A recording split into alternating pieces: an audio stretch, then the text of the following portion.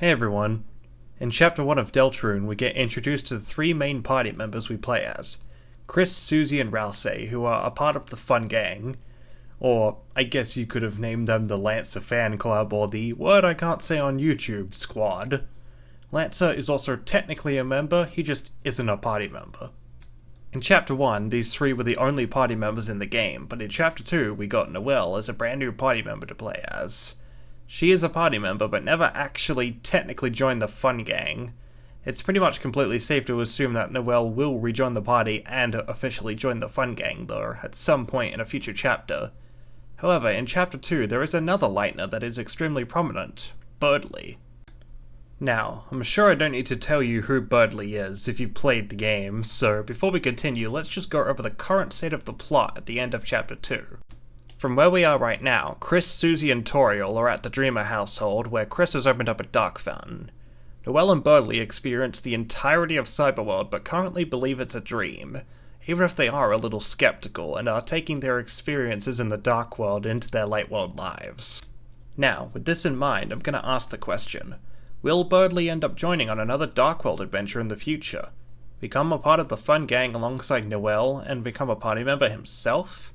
Short answer, I think it's pretty likely that he will. Long answer? I think Berdly could very well become a party member, but only if the player has decided to play the game as a full pacifist. Since if you play the violent normal route, Berdly forces himself from Queen's wires, which causes an explosion that breaks his arm. Yeah, no simple heal prayer is recovering that one, buddy.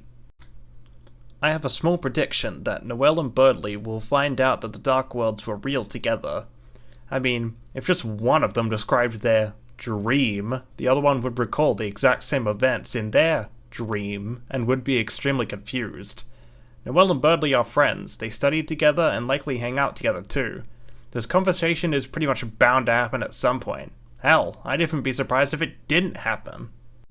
This would obviously lead Noelle back to Chris and Susie, and I don't really see a reason for Berdly not to join them too on a normal pacifist route. There, his arm isn't broken, he's completely healthy, he has a newfound respect and appreciation for Chris and Susie.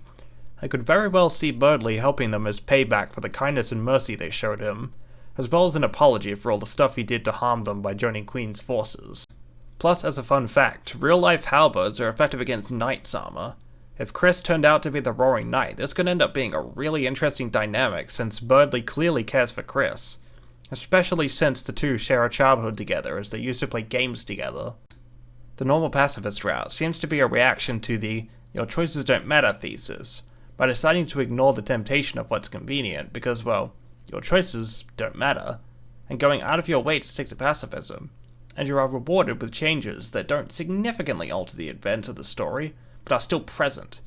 Berdly being an unlockable party member for players deciding to stick to the pacifist playstyle even when they have no need to would, in my opinion, be an insanely cool reward. And before anyone says it, no. The weird route doesn't mean Berdly can't be a party member in other routes. That's kinda the point of having an alternate route. It's different. It doesn't stick to the same gameplay conventions as other routes. Like, Undertale's pacifist route had equipment that you couldn't get in the Jenna route, like the Stained Apron and Temi armor. What's the difference here? Well, aside from the fact that a pacifist exclusive party member would be sick as all hell.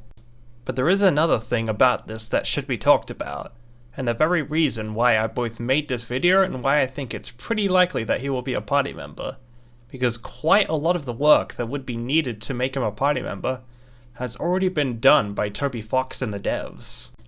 In case you don't know, if you give Berdly the present when meeting back up with Susie and Rousey, he will actually follow the party members in that room. As seen, he's got a full set of idle and walking sprites for facing in every direction. On top of that, he has a right-facing battle sprite, ironically used in the pacifist cutscene for him freeing himself where his arm doesn't break. My point here is that a lot of work needed for a party member is already done.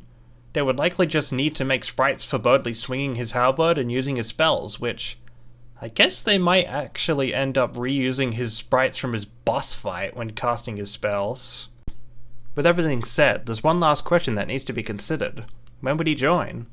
Well, since there really isn't that much that needs to happen for him to join, or that much that would happen after he joins, You can honestly join anytime after Chapter 3, since that's supposed to be more of a for funsies chapter anyways, so I doubt that something as significant as a new party member like Noelle and Berdly joining would happen in Chapter 3. Again, Berdly could join whenever Noelle ends up rejoining the party. And that's it for today's video. I hope you enjoyed. Leave a like if you did. Subscribe if you want to. I'm going to be posting more of these edited and scripted style videos, so stay tuned if you want more. Again, thanks for watching, and I'll see you in the next one.